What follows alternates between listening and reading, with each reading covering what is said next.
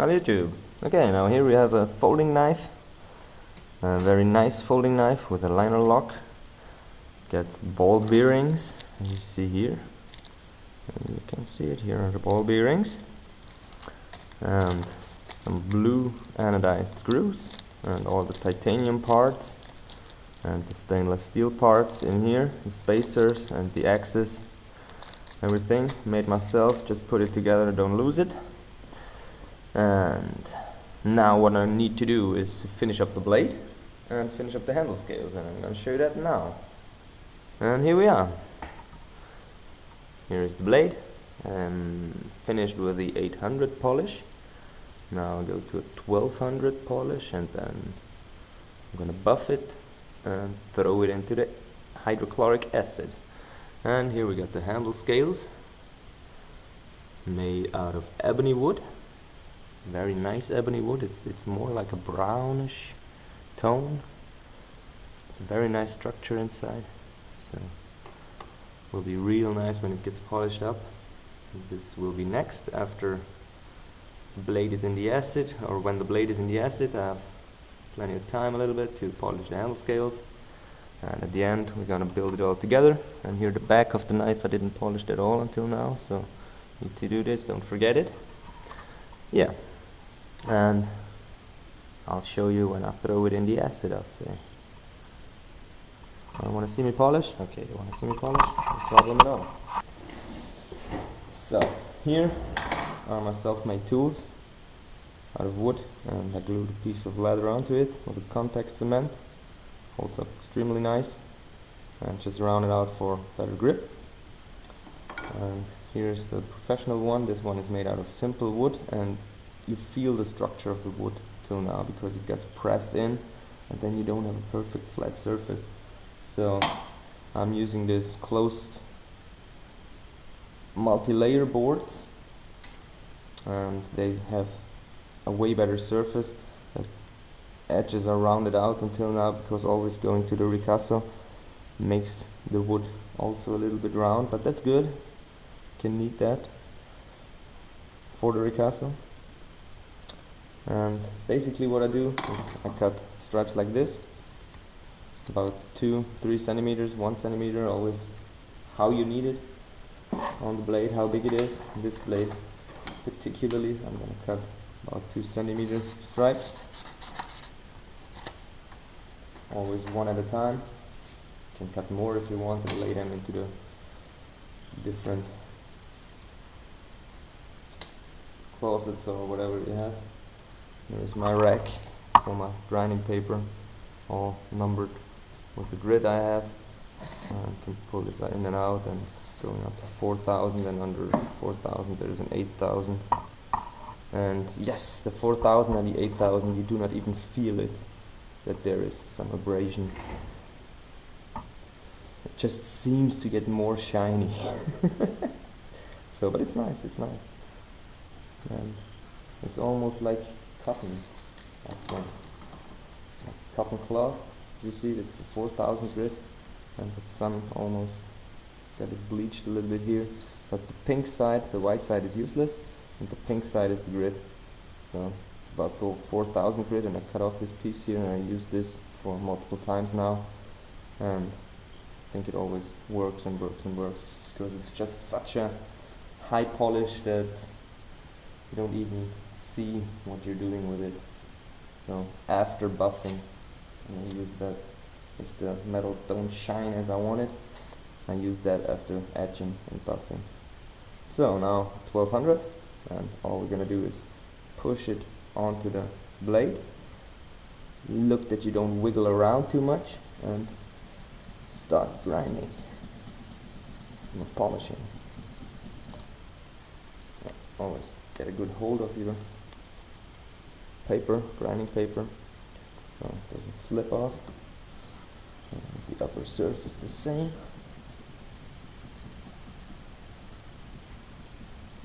And don't spare grinding paper. It's so cheap that don't use it too long. So I got about I would say 20 pulls, and I feel it's not biting anymore very well.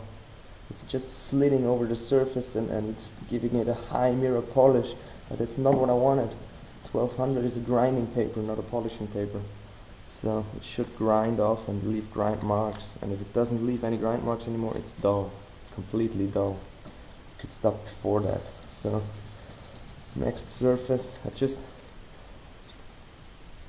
this was the first one, and then I go on and just fold it over like this and have a new surface, completely new, to go on again. And go up to the ricasso. Complete blade, don't forget anything. You can go crosswise if you want to. So one paper crosswise, and with the next one you go the other direction.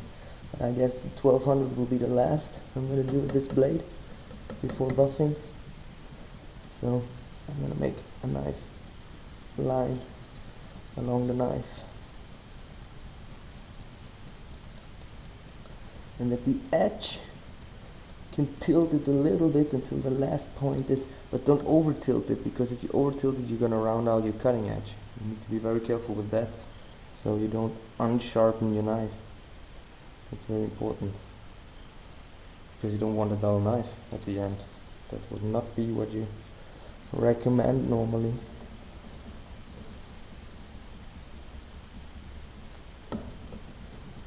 And yes, it's painstaking work, but it's worth it.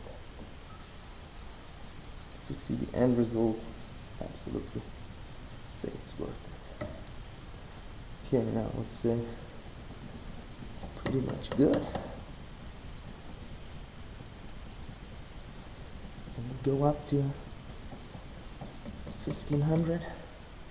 I guess yes. 1500 grit. Now it's almost mirror polish, as you see, but if you look close and if you look into the light, you see all the scratches all over the blade. All the extreme fine scratches. They build nice lines, but they're scratches, and I don't want them. So you want a mirror polish, not just going to the buffing wheel from 400 grit, because then you have mirror polish on the scratches. But the scratches are still there, and you see them, they're visible. And if you want a very, very nice, awesome mirror polish, you need to take care of all scratches. All scratches, really all. You need to be very, very hard to yourself and take it in the light and look from every direction to watch any scratches. They all need to disappear if you want a perfect mirror finish. It's not just about a little bit of sanding and a little bit of buffing. It's all about perfection. So if you want to make real perfect custom knives, you need to make them perfect. They're not getting perfect by themselves. You're the one who make them. So you should be aware of what you're doing. Yeah. Okay. I will polish this blade up to 1500 and show you when I'm finished. Then we will go on with the etching. Okay, now that it's really high gloss and all scratches are gone, the small one will get nice away with the 1200 grit.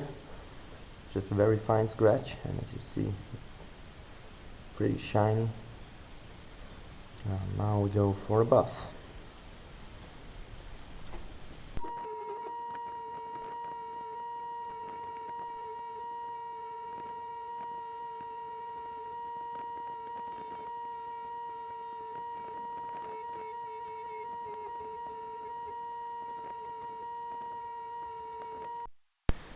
Okay, now I've put on a coat of blue fingernail polish, as you see here. It's just for protection, that the acid don't etch here, because otherwise the ball bearing would be destroyed, or could get destroyed from the file effect you get from Damascus. Now we're going to throw the blade into the acid.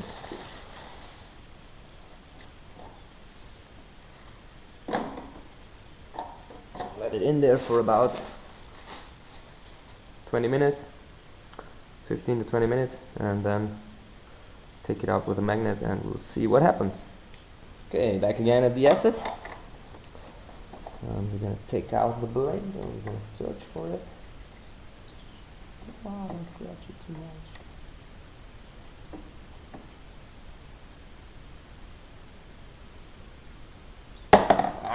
This magnet is just too weak. I think I simply get a new one. Ta-da, here is the new one. Okay. This one is really nice, really tight. So, I'm gonna clean off the blade. I'll see you in a second.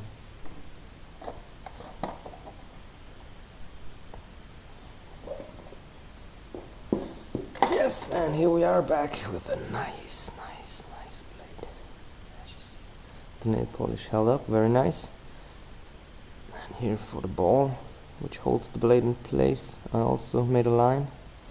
Oh, and the skull looks pretty nice. Nasty.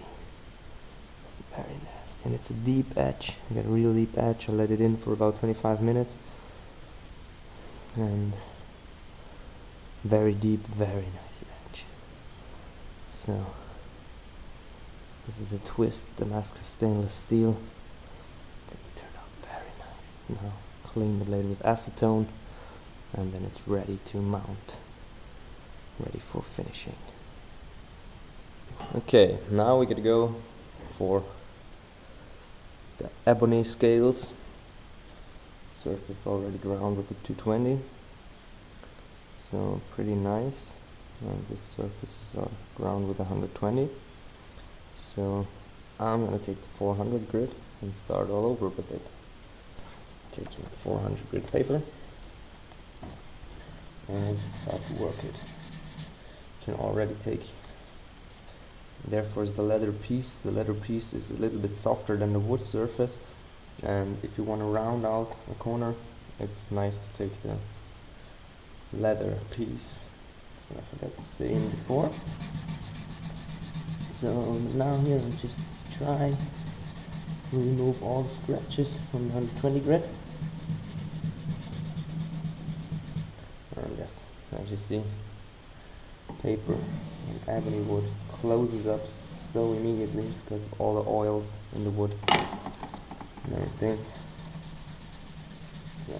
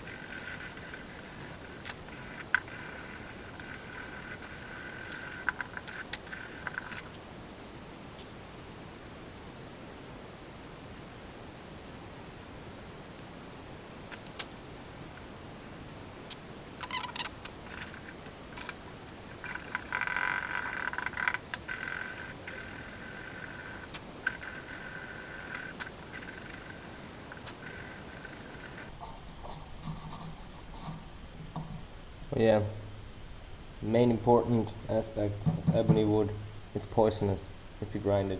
So the dust of ebony wood is very poisonous. Do not breathe it in or wear a mask. On the belt sander I have a suction station, a vacuum station which sucks off all the dust, and I wear a mask on the belt sander. Hand grinding, there's no dust flying around so I can't breathe it in. But be very careful if you grind too much and always push on the things. Maybe there's some dust flying around, so be very careful with that.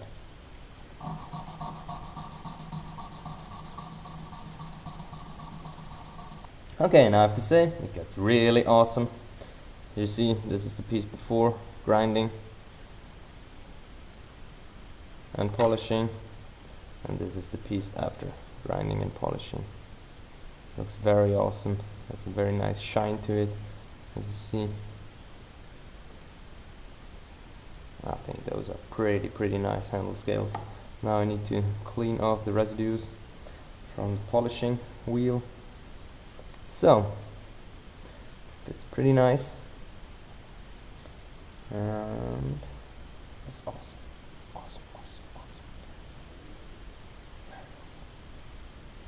This knife, I think, will be a very nice knife, but we will see in the end when mounting all together how it really comes out and how it looks like. So now I'm gonna make the second scale exactly the same, and we will see when mounting together the whole thing. Now we should have everything together.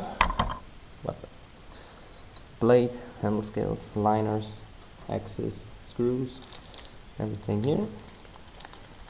Put it out. Need a special yin and yang screws. You see that? Pretty nice. First of all, we need a 2mm hex screw, hex nut. So put away these screws we need at the end. The ball bearings we also need. And first of all, we start with the special turned screws. I got them to a diameter the head of 4mm. Normally they were 8 or 6mm, and I turned them down so they fit in here and fit under the scales. So here are 3 holes in for the screw heads. They disappear in there. And now we get spacers to put them together very loosely, so you have play and everything fits together at the end. Very nice, whoop, and precise. So this one here, these are titanium spacers made on my lathe, exactly 5mm, because the blade with the bearings has exactly 5mm and it fits perfectly on here. Yeah, now, as I said, put the second scale on here. Watch that there is no dirt anywhere. We don't have any dirt in between here. Again, special screw, fit it together. Okay, now I'm pushing in this bolt to the axis. It fits perfectly, and I put the blocking bolt in here. So, and now we can tighten these screws.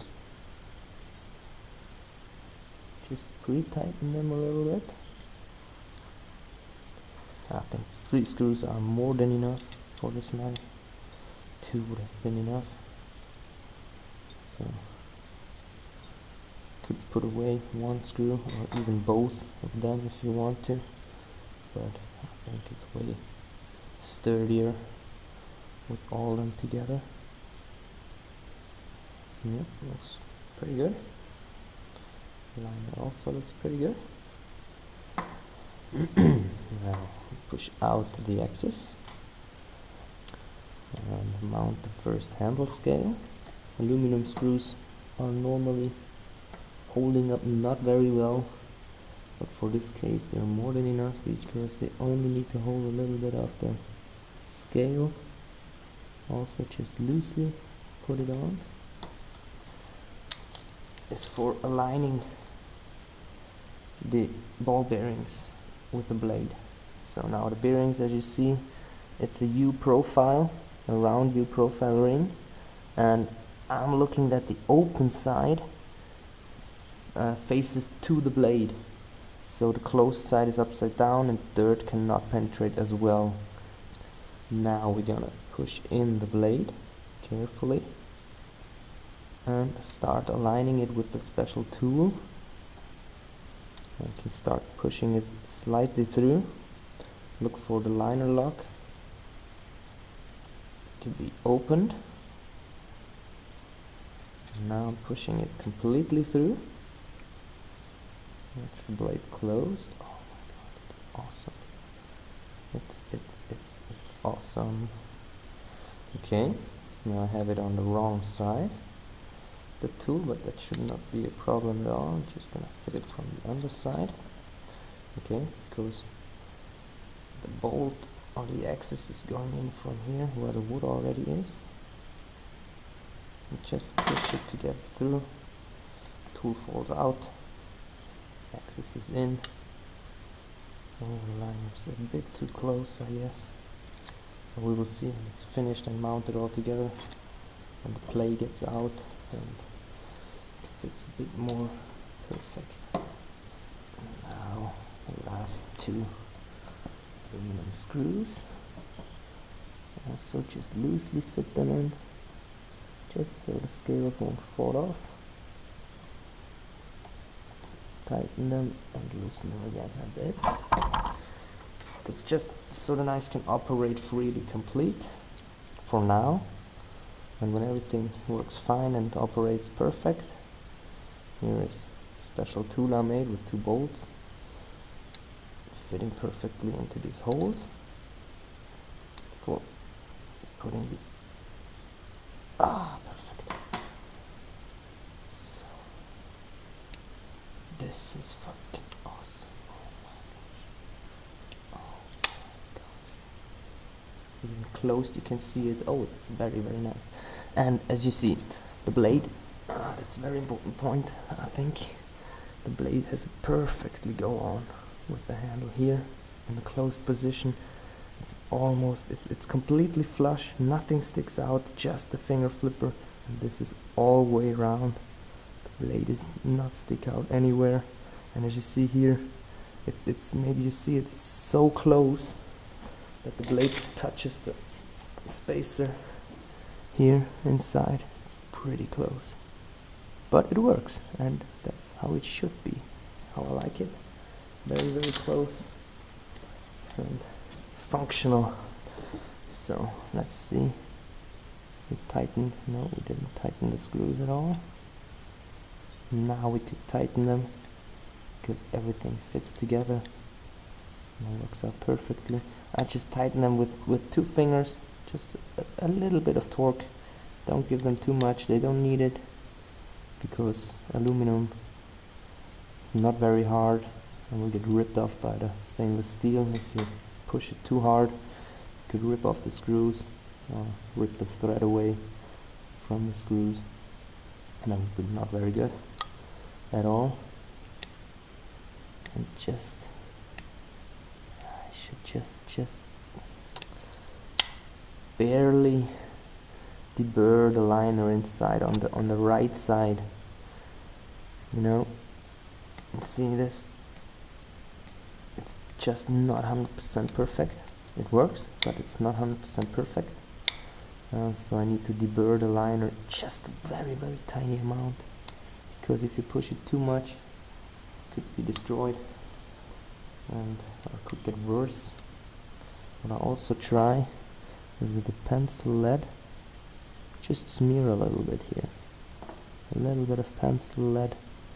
It makes it's some kind of a carbon, and this just, as you see, it just makes it flip a little nicer. That's a little trick I learned from a master. It just polishes the surfaces a little more, and then you can wipe it off, and it's perfect, as you see.